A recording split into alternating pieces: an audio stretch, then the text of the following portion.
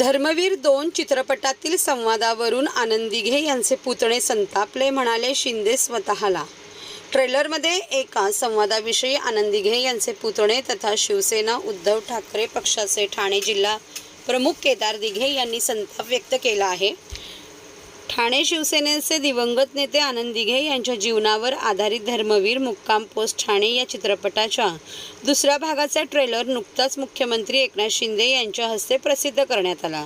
या ट्रेलरमध्ये एका संवादाविषयी आनंद दिघे यांचे पुतणे तथा शिवसेना उद्धव ठाकरे पक्षाचे ठाणे जिल्हा प्रमुख केदार दिघे यांनी संताप व्यक्त केला आहे। दिघे साहेबांच्या हिंदुत्वाचा शिंदे आणि धर्मवीर 2 चित्रपटाच्या टीमकडून अपमान आहे। स्वतःला मोठे दाखवण्यासाठी शिंदे हे दिघे साहेबांना लहान का दाखवत आहेत, असा प्रश्न त्यांनी उपस्थित केला। शिवसेनेचे दिवंगत नेते आनंद दिघे यांच्या जीवनावर आधारित धर्मवीर मुक्काम पोस्ट ठाणे हा चित्रपट 2022 मध्ये प्रसारित झाला। या चित्रपटाला प्रेक्षकांकडून प्रतिसाद मिळाला होता। केवळ एकाच चित्रपटात आनंद दिघे यांचे कार्य दाखवणे शक्य नव्हते, त्यामुळे या चित्रपटाचा दुसरा भाग येत्या 9 ऑगस्टला प्रेक्षकांसमोर येणार आहे। शनिवारी या चित्रपटाचे ट्रेलर मुख्यमंत्री एकनाथ शिंदे यांच्या उपस्थितीत प्रसारित करण्यात आले। या ट्रेलरमध्ये आनंद दिघे आणि एकनाथ शिंदे यांच्यामधील एक संवाद दाखवण्यात आला आहे। या संवादात आनंद दिघे हे एकनाथ शिंदेंना सांगत होते की तुझ्या आणि हिंदुत्वामध्ये येथून पुढे मी जरी आलो तरी मला बाजूला सारून हिंदुत्वाला मिठी मार। या संवादाविषयी केदार दिघे यांनी आक्षेप घेतला आहे। काय म्हणाले केदार दिघे? हा तर दिघे साहेबांच्या हिंदुत्वाचा शिंदे आणि धर्मवीर 2च्या टीमकडून अपमान आहे। तुझ्या आणि हिंदुत्वाच्या मध्ये इथून पुढे मी जर आलो तरी मला बाजूला सारून हिंदुत्वाला मिठी मार, असा डायलॉग दिघे साहेबांच्या तोंडी धर्मवीर 2 चित्रपटात टाकण्यात आला आहे। मुळात दिघे साहेबांचे हिंदुत्व हे बाळासाहेबांचं हिंदुत्व होतं।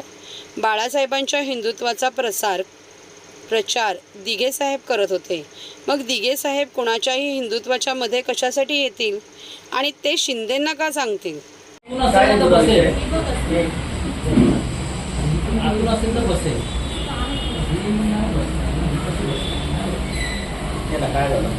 सर्वप्रथम तर धर्मवीर जो पहिला आला त्याच्यामध्ये इंटरव्ह्यू पर्यंत दिघे साहेबांच्या बाबतीत असलेल्या या चित्रपटामध्ये दिघे साहेबांच्या बाबतीत दाखवलं गेलं आणि इंटरव्हल नंतर दिघे साहेबांना सोडून नंतर स्टोरी लाईन वेगळीच झाली।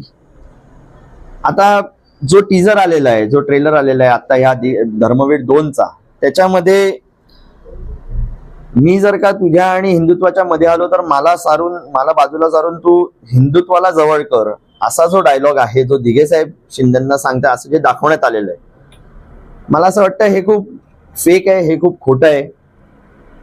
अहो, ज्या वंदनीय बाळासाहेबांनी हिंदुत्वाचे विचार घेऊन हिंदुत्वाची ताकद निर्माण केली, त्याच विचारांवरती उभं आयुष्य दिघे साहेब चालले। दिघे साहेबांनी त्याच हिंदुत्वाचा प्रचार प्रसार केला।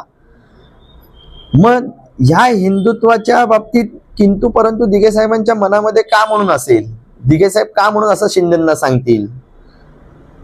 खरं तर हा डायलॉग असं पाहिजे होता की दिघे साहेब त्यांना सांगतायत की उद्या जर का एकनाथ तू जर का या हिंदुत्वामध्ये आणि माझ्यामध्ये जर का तू मध्ये आलास, आडवा आलास, तर तुला बाजूला सारून मी हिंदुत्वाला जवळ करीन। पण असं नसून दिघे साहेबांची प्रतिमा कुठेतरी कमी करण्याचा प्रयत्न केला गेलाय आणि स्वतःची प्रतिमा कुठेतरी वाढवण्याचा प्रयत्न या ट्रेलर मधनं दिसतोय। ज्या हिंदुत्वाच्या बाबतीत हे लोक गोष्टी करतायत, काही गोष्टी आपल्याला सांगू इच्छितो की ह्या चित्रपट काढणाऱ्यांना दिघे साहेबांच्या हिंदुत्वावरती शंका आहे का? कुठेतरी त्यांच्यावरती विश्वास नाही का?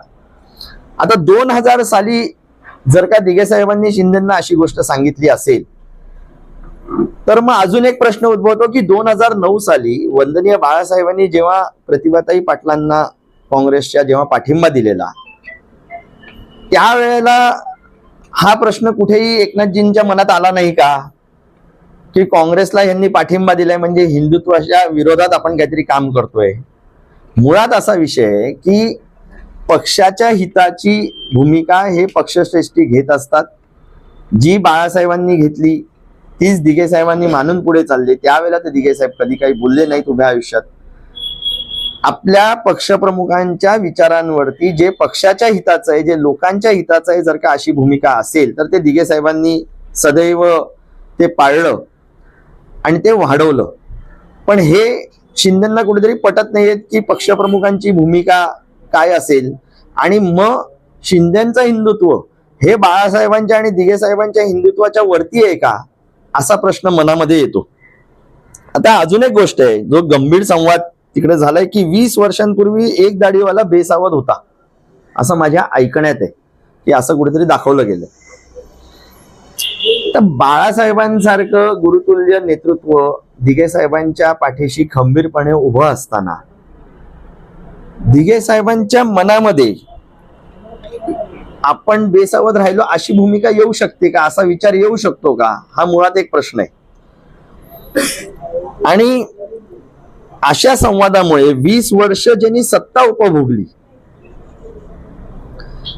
त्यांनी पक्षाचे कार्यकर्ते, पक्षप्रमुख आणि दिघे साहेब यांच्यामधला कुठेतरी संभ्रम निर्माण करून ही दरी निर्माण करण्याचा प्रयत्न करतायत का या पिक्चरच्या माध्यमातून. बरं, ह्याच्या पलीकडे अजून एक गोष्ट आहे की 20 वर्षांपूर्वी ठाण्यातील एका दाढीवाल्याला बेसावध होता, जाता जाता दुसऱ्या दाढीवाल्याला सावध करून गेला. याऐवजी असा डायलॉग हवा होता की ठाण्यातील एका दाढीवाला गेल्या 20 वर्ष सत्तेची सर्व महत्वाची पदं उपभोगली, जेव्हा चौकशीच्या भीतीने गद्दारी केली तेव्हा जाता जाता सगळं घेऊन गेला. आता ह्या सगळ्या गोष्टीवरनं भविष्यामध्ये, आणि मला खात्री आहे की महाराष्ट्राची जनता, तळागाळातील शिवसैनिक हे ह्यापुढे हेच म्हणेल की आमच्या शिवसेनेच्या आणि मातोश्रीच्या आड जर का तुम्ही आलात तर तुम्हाला सारून बाजूला करून आम्ही आमचं हिंदुत्व आणि आम्ही आमचा भगवा ध्वज या ठाण्यावर आणि महाराष्ट्रावरती नक्कीच फडकवू.